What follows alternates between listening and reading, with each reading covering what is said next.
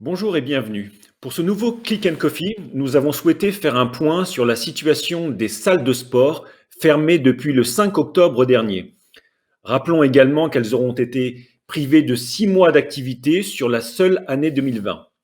Pour évoquer cette situation exceptionnelle, j'ai le plaisir de recevoir le délégué général de l'Union Sport et Cycle, Virgile Caillé. Bonjour.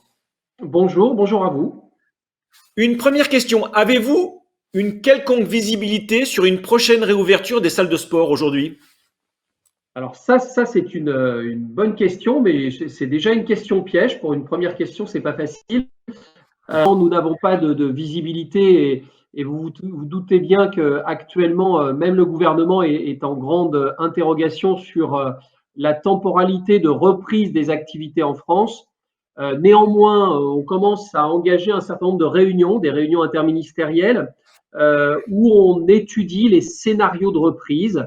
On parle aujourd'hui d'une reprise en 3 phases qui pourra aller de la mi-avril à la mi-juin.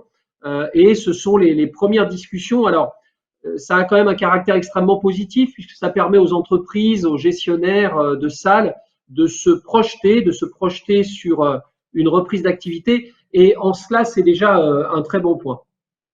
Certains acteurs de la filière ont témoigné de leur incompréhension suite à la décision du gouvernement de fermer les salles le 5 octobre. Est-ce que c'est un avis que vous partagez? Alors, on a effectivement été assez en colère et on a vécu comme un sentiment d'injustice cette fermeture. Alors, vous parliez d'octobre, pour les salles de sport, c'était même le dernier week-end de septembre en vérité. Euh, et en fait, ce qui s'est passé, c'est que nous avions mis en place des protocoles extrêmement drastiques, des protocoles sanitaires, j'entends, qui nous étaient guidés, mais qu'on avait finalement travaillé en collaboration avec le ministère de la Santé, avec le Haut Conseil à la Santé publique, avec le ministère des Sports. Et nous avions eu tout au long de l'été un retour progressif mais enthousiaste des usagers. Et on avait un certain nombre de statistiques qui nous permettaient de revendiquer le fait qu'il n'y avait aucun cluster. Malheureusement, sur la base d'intuitions scientifiques, nous avons été considérés comme des lieux à risque et finalement, nous avons été emportés avec l'eau du bain, si j'ose dire, en même temps que les restaurants, les salles de sport et les boîtes de nuit, parce que, pour une raison simple, c'est que nous n'avions pas de masque à ce moment-là, il n'y avait pas de masque sport et de plus, le Haut Conseil à la santé publique déconseillait et même était opposé à la pratique d'une activité physique et sportive avec un masque. Justement, on l'a vu, certains acteurs, comme Decathlon, sans le citer, commencent à sortir des masques sport. Est-ce que vous pensez que ce sont ces masques qui vont devoir équiper les adhérents de salles dans les mois à venir? Alors écoutez, c'est intéressant cette transition entre les deux questions parce que vous l'avez compris, on a vécu cette refermeture administrative au mois d'octobre comme une véritable injustice. C'était très douloureux pour des salles de sport qui avaient déjà fermé pendant 3 mois au printemps, qui avaient à peine rouvert pendant 2 mois, et là on leur redemandait de fermer leurs portes. Donc voilà, grosse colère. Et immédiatement, on a essayé de se projeter en se disant, mais qu'est-ce qui nous permettrait finalement de renforcer encore ces protocoles sanitaires. Et de là est partie l'idée de créer un masque dédié pour le sport, avec des particularités à la fois de filtration, hein, puisqu'il faut bloquer le passage du virus, et de respirabilité pour permettre une activité physique intense. Donc, plusieurs industriels, vous avez cité Decathlon, mais on peut citer aussi Salomon, on peut en citer d'autres. Il y a une douzaine d'industriels aujourd'hui qui se sont mis à développer ce type de masque. Il y en a déjà 5 qui sont en production. Donc, vous le voyez, ce sont des choses qui sont déjà d'ores et déjà engagées. Il fallait donner une forme de caution technique à ce masque. Et de ce point de vue-là, le ministère des Sports s'est engagé à nos côtés pour euh, faire travailler l'AFNOR, l'Agence française de normalisation, qui, il y a 3 semaines, a publié un guide qui désormais va faire référence pour les industriels dans la fabrication de ces masques barrières sport. Donc, pour répondre à votre question, je pense que oui, au-delà de nos protocoles sanitaires, si on rajoute en plus un masque, désormais, je considère qu'il n'y a plus d'obstacle à ce que nous puissions rouvrir parmi les premiers établissements lorsque les indicateurs sanitaires permettront la reprise des activités. Euh, Pouvez-vous nous éclairer un peu aujourd'hui sur la situation économique des professionnels du secteur? Alors, quand on parle des salles de sport, nous, dans notre jargon, on évoque les loisirs sportifs marchands. C'est 6500 établissements sur le territoire, 70 000 salariés, donc c'est quand même un secteur qui est tout à fait représentatif, respectable. Je noterai que 80% de ces salariés ont moins de 30 ans, donc vous voyez, c'est un secteur jeune, dynamique, qui est en pleine progression. C'est un secteur qui accueille 17 millions de Français habituellement. En 2019, 17 millions de Français s'étaient retrouvés dans les salles de sport sur tout le territoire. En 2019, c'est un secteur qui avait généré un chiffre d'affaires de 3,2 milliards d'euros. Et malheureusement, en 2020, ce qu'on a constaté au terme des différents points de conjoncture et le bilan qu'on a pu faire à la fin de l'année, eh bien, ce secteur avait perdu plus de 1,3 milliard de chiffre d'affaires. C'est plus d'un tiers d'activité perdue sur l'année 2020. Euh, Quels sont ceux qui vont le mieux résister selon vous? Parce que dans notre secteur, nous fonctionnons, enfin nous voyons des enseignes sous réseau. Il y a aussi les indépendants. Est-ce que vous avez une idée de la situation des uns et des autres? Alors, je vais dire un peu des banalités, mais c'est ceux qui ont les surfaces financières les plus importantes qui vont le mieux traverser cette crise. Bien entendu, on a les aides de l'État, il faut le reconnaître, notamment l'activité partielle qui a permis à un certain nombre d'acteurs de se mettre en sommeil, si j'ose dire, et puis le Fonds de solidarité qui a vécu plusieurs niveaux et aujourd'hui, on discute avec le gouvernement, on est en train de finaliser le décret dit des charges fixes qui va nous permettre d'avoir un dernier niveau de soutien. Pour répondre à votre question, il y a des situations extrêmement contrastées. Vous avez évoqué les enseignes intégrées, des enseignes qui sont plutôt des formes de coopératives avec des franchisés. Mais il y a aussi une autre différence, c'est les salles qui sont en province et les salles qui sont sur les grandes métropoles et notamment sur Paris, avec des loyers extrêmement importants. Il faut savoir que les salles de sport, c'est tout de suite une emprise foncière assez importante. Hein, c'est plus de 1000 mètres carrés systématiquement et ça peut monter jusqu'à 3 000 à 4 000 mètres carrés. Donc des loyers et globalement des charges fixes extrêmement fortes. Donc ceux qui vont s'en sortir, ce sont ceux qui auront les charges fixes les moins lourdes ou et ceux qui auront cette capacité à travailler en enseigne, en franchise, pour justement mutualiser et soutenir cette crise. Donc en clair, les plus petits, les indépendants, c'est ceux qui vont souffrir énormément et malheureusement, on a constaté fin 2020 d'ores et déjà 300 à 400 salles de sport qui ont fermé leurs portes. Justement, vous l'évoquiez un peu avant, comment jugez-vous la politique d'aide du gouvernement Macron? Ah, écoutez, ça a été très progressif. Euh, à leur décharge, je crois qu'il faut considérer, prendre en compte l'envergure de cette crise. Il ne s'agissait pas d'analyser un secteur, c'était tous les secteurs. Tous les secteurs avec leur diversité, leur spécificité, leurs revendications. Et je comprends tout à fait le travail de l'État qui était de trouver des mesures de droit commun qui permettent de satisfaire l'ensemble ou une immense majorité des acteurs.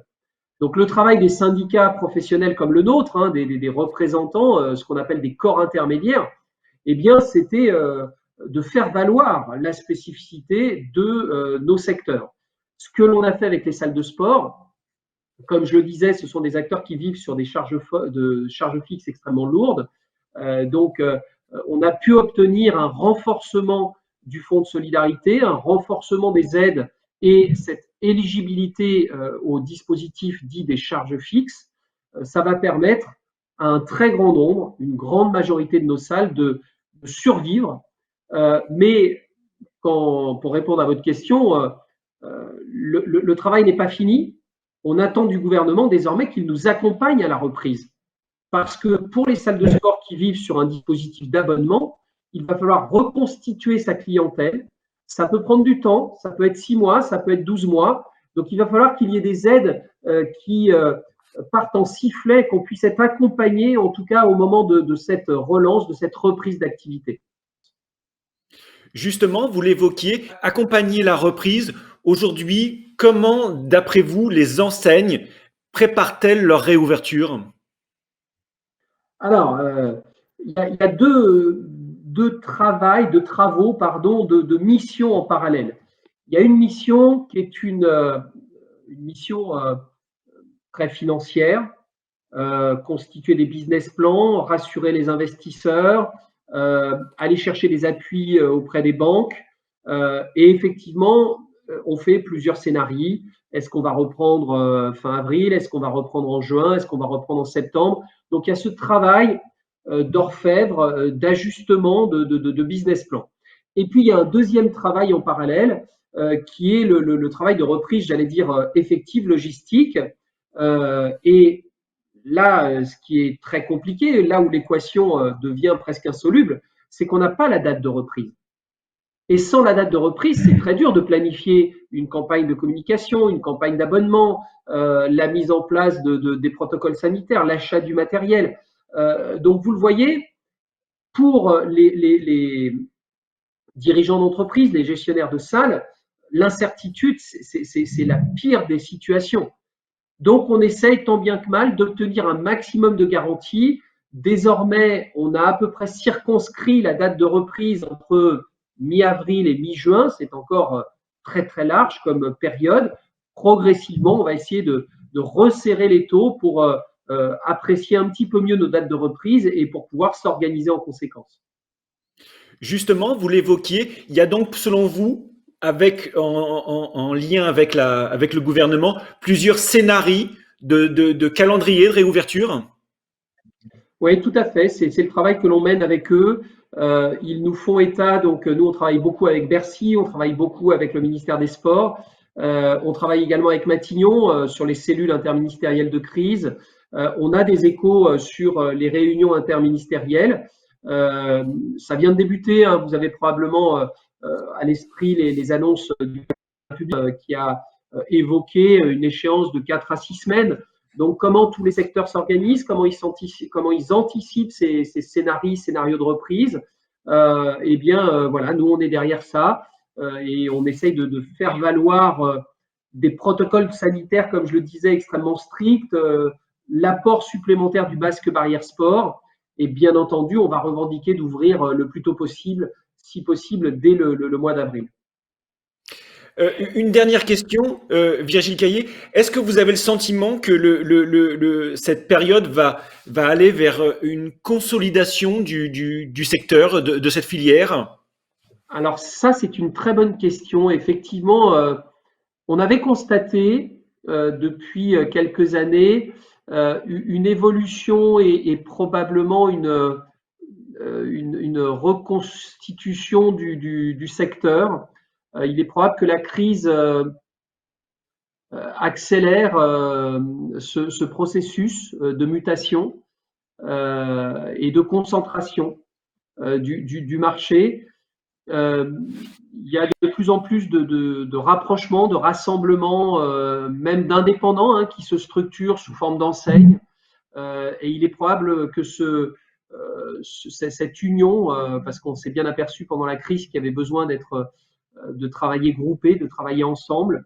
Donc je pense qu'il va y avoir une forme de concentration sur ce secteur probablement, avec d'un côté les low cost, d'un côté plutôt le haut de gamme, et puis probablement des spécialisations de certains métiers qui permettront à certains secteurs de résister.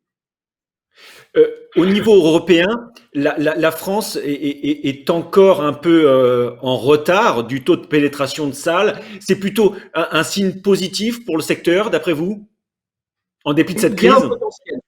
Il y a un potentiel incontestablement. Vous le disiez très justement, on a encore un peu de retard par rapport à nos pays, à nos voisins européens. Mais en plus, effectivement, la crise a démontré à quel point les Français avaient finalement besoin d'entretenir une activité physique. Hein, on l'a bien vu sur le premier confinement. On a revu sur le deuxième confinement et les couvre-feux l'envie, l'irrépressible besoin des Français de courir, de faire un peu d'activité à domicile. On a vu le développement de tout un tas de solutions et d'offres de pratiques digitales. Donc oui, on pense que les sports de forme, le fitness, l'activité physique va s'inscrire de plus en plus dans le quotidien des Français. Alors, il y a des nouvelles formes de pratiques qui vont se développer, notamment à domicile, notamment les pratiques digitales, mais ça ne remplacera jamais les pratiques dans les salles de sport. Les salles de sport sont devenues des lieux de convivialité, des lieux de vie, tout autant que des lieux de pratiques sportives. Donc, on pense qu'après, il y aura un rebond qu'on a du mal à estimer, mais il y aura un rebond extrêmement fort en tout cas, et on compte beaucoup là-dessus pour relancer ce secteur. Avec une confiance retrouvée, d'après vous, des Français pour les salles de sport sans crainte, sans peur? Euh, alors c'est vrai, là vous touchez du doigt un point sensible. On a été quand même stigmatisé. J'ai encore en tête le discours d'Olivier Véran, le ministre de la Santé, je crois que c'était le 23 ou le 24 septembre, où il précisait que les salles de sport étaient des lieux de contamination. Et donc, oui, ça a été un véritable préjudice. Donc, le gouvernement s'est engagé, nous a promis une grande campagne de sensibilisation et de communication autour de la reprise des activités physiques et sportives. On compte beaucoup sur cet engagement pour redonner une image positive aux salles de sport, et ce d'autant plus, comme je le disais tout à l'heure, que nous n'avions aucun indicateur chiffré sur un risque quelconque de cluster, bien au contraire. Et donc oui, il va falloir corriger le tir et redonner une image positive aux salles de sport. Vous comptez, et ça sera cette fois-ci ma dernière question, vous comptez sur votre ministre de tutelle pour donner l'exemple, en fait, pour envoyer des signes forts? Alors, on compte sur Roxana Maracineanu, donc la ministre en charge des sports. On compte sur Alain Griset, le ministre en charge des TPE-PME. On compte aussi sur Jean Castex, qui apprécie le sport, le Premier ministre, je le sais. Et donc, on espère qu'il y aura, comme vous le suggérez, un message ou un portage politique avec la présence de membres du gouvernement dans les salles de sport lorsqu'elles pourront rouvrir, pour montrer à quel point il est important de retrouver le chemin des salles de sport. Virgile Caillé, je vous remercie. À bientôt pour un nouveau Click and Coffee. D'ici là, n'hésitez pas à aller piocher des infos et visionner nos replays sur l'application MyCDRC. À très bientôt.